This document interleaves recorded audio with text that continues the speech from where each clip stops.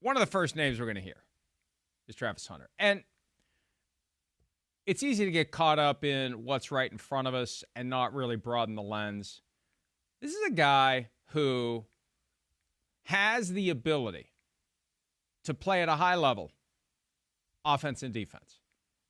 Chris, you've got him as your number one receiver and your number two cornerback. That's amazing to think about. Amazing. Of all the prospects on both sides of the ball, this is a guy who has consistently played both ways, and he has played both ways well enough at the highest levels of college football to be the top receiving prospect and the number two cornerback prospect in the same draft. That in and of itself is unbelievable, and I don't 100%. think that we spend enough time taking a step back saying, holy crap, how has this happened?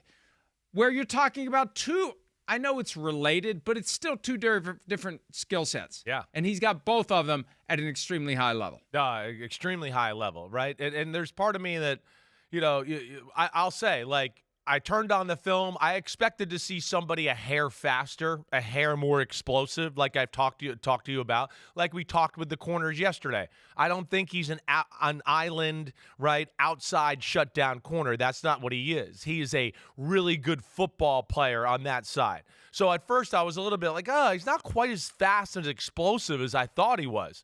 But the more you watch, the more you just go, man, I mean, did he ever leave his backyard playing football as a kid? Was he always doing stuff like that? He's just got tremendous feel. He tackles, he catches. And then, of course, on the offensive side of the ball, what he does route running wise, and the fact that the first person never can make him go down or tackle him, that's where he's really, really special. So, he's an amazing player. And it's amazing that we're having this conversation. And the big thing is, as we've discussed a lot, is how much is he going to actually be able to handle? Because, again, I think he thinks he knows what he's about to jump into, but you're not going to realize you realize what it's all about until you get there, until you realize, like, whoa, there's way more plays and rules on the offensive side of the ball at receiver than I had at Colorado. And, whoa, the defense has like 90 million checks, and we'll run a different defense as soon as they motion over to the other side, and I might have 3 different rules. So those are the things that are going to be tough. And then not only practicing both of them, and that's where the league is like, what's going to happen here? How's he going to handle all this? And I'm as intrigued as anybody by the whole situation. Well, as best I could tell, given the fact that a bunch of interviews of him were popping up yesterday, he must have done a tour last week with an embargo to yesterday. He did. That's Snickers, as I was a part of that car wash. Yeah. So, yes. So he talked to a bunch of different people, and then yesterday they start to pop up. And here's something that came up in one of the various interviews he did. It happened with CBS, and it's kind of a stray comment. It went viral. I'm very intrigued by what he said, and I think if he means what he said, there's one very specific thing that he needs to do over the course of the next 8 days. Here's the question. Here's the answer from Travis Hunter's car wash tour from last week. If you had to choose between playing only one position in the NFL or never playing football again, what would you choose? Just never playing football again. That's how passionate you are about playing both positions. Why is that? Yes, I've been doing it my whole life. I love being on the football field, and I feel like I can dominate on each side of the ball. So I really enjoy doing it. Okay, so there it is. Now, first of all, I don't know who the guy was asking the question. I think I had his name in the article that we wrote yesterday. I don't know who that is, but it was a good question. And I was surprised by the answer. Because, and I go back to last year, remember when Deion Sanders, the coach at Colorado, and he knew he had 2 of the top prospects in the next year's draft, his son Shedeur at quarterback and Travis Hunter at cornerback and receiver. I started to get the impression that Deion's going to make some sort of a power play, that the NFL's version of Halley's Comet that comes around every 21 years and is due to land this year is coming back. John Elway in 83, Eli Manning in 2004, and it's due again.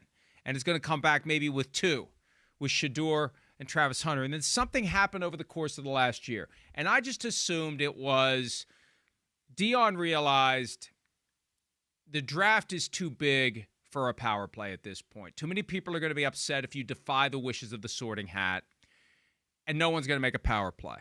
Well, it kind of feels like Travis Hunter's making a low-key power play here, if we believe what he said. And I guess that's the first question. Do you believe that he would truly retire and stop playing football if he's not permitted to play both ways? Like, he might say that right now, okay? He says that right now before he's done it, and I do think he's expressed from what I've heard, he wants to play both ways in the NFL, so this is not going to catch any team by surprise. They know he is emotionally, physically invested to both sides there, corner, wide receiver, like we discussed. So that's out there. It's not like they don't know that.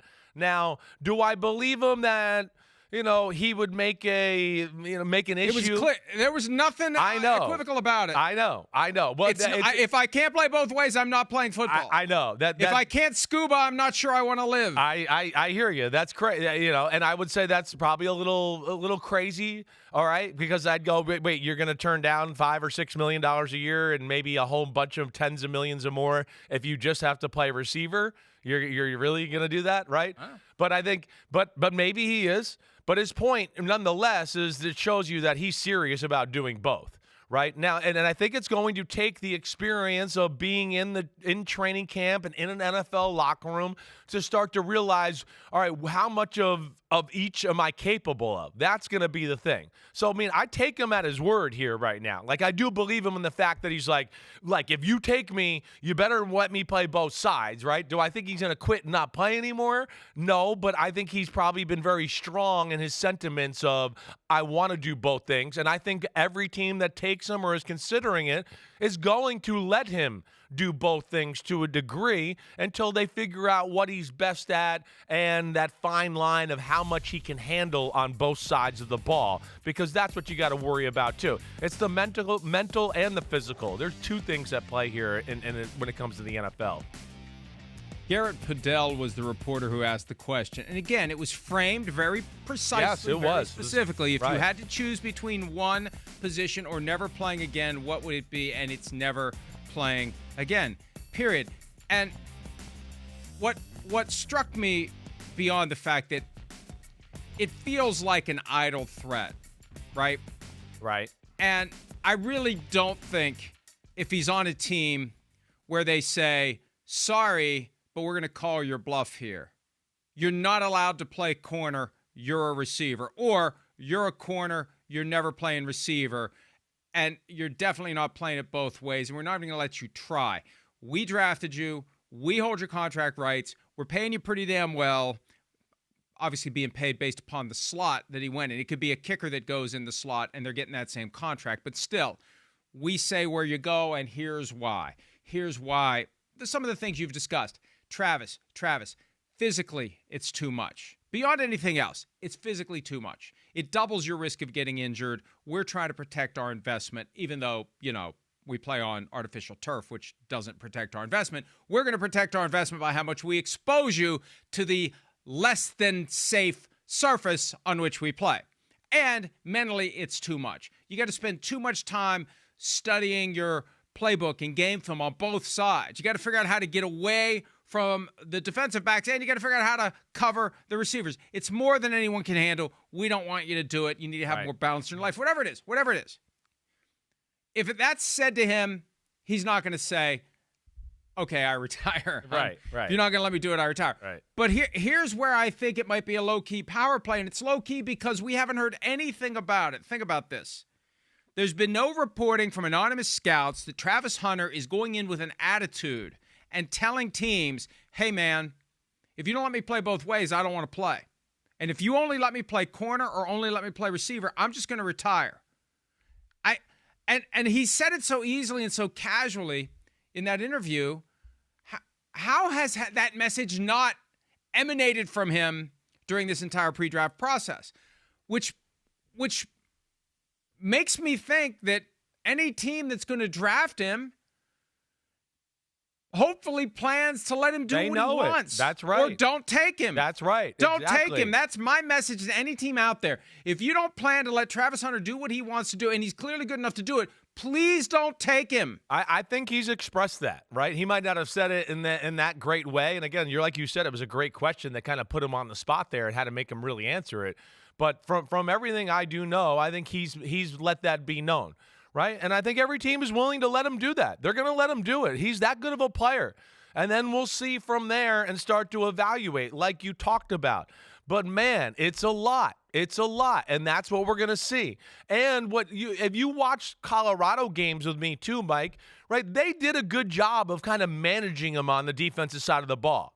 He's got a lot of games where, he doesn't ever play man-to-man a whole lot, or he never matches up against really the top receiver or the top two receivers on the other team, right? So those are things, again, that he was the benefit of college, and we could put you over there, and we don't need you to match up, but I don't know if that's going to be the same way in the NFL. They're going to be like, hey, wait, certain situations here, we don't really care you're tired. Jamar Chase is in the slot, and we need you to man him up right now.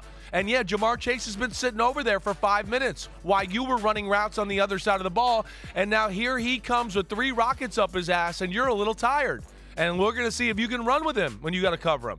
Those are the things we're going to find out. And that's what I'm not sure about, right? And I'm not sure about not only the amount of plays, because, again, the game is going to get more physical. It's going to be more explosive. He's not going to jump out on the field in the Big 12, where he really didn't play any superstars over the last year in their season, as far as guys that were on the field that were SEC top of the notch, Big 10 top of the notch type talent very much. Right? This is going to be every week like, whoa, I'm not necessarily the best athlete on the field all the time. And then you bring up the mental stuff of it. Man, there's a lot. See, I don't know if he realizes what he doesn't know yet. And that's what's going to be interesting here, too. Like you said, the receivers, the checks. You're going to have a quarterback that's going to be like, I don't give a shit that you just played DB. What was the check? What's the signal? I audibled. You got to know it. I don't care. And then he's going to go, wait, and we called a different personnel set, even though it's bunch right. We got like 7 different bunch rights where it's 7 different personnel sets, where sometimes there's 3 receivers in the bunch and sometimes there's 2 tight ends in the bunch with a receiver. And there's going to be all this nuance that I don't think he really knows what he's about to step in that way. And that's where the team is going to have to gracefully try to figure this out with him. And also, I think at the same time, let him do what he wants, or let him think he's doing what he wants, as they figure out the game plan around him to make him happy and make it all fit for the team, if that makes any sense, Mike. Hi, it's Mike Florio. Thanks for watching PFT on YouTube. Hit subscribe for the latest news and analysis from Pro Football Talk.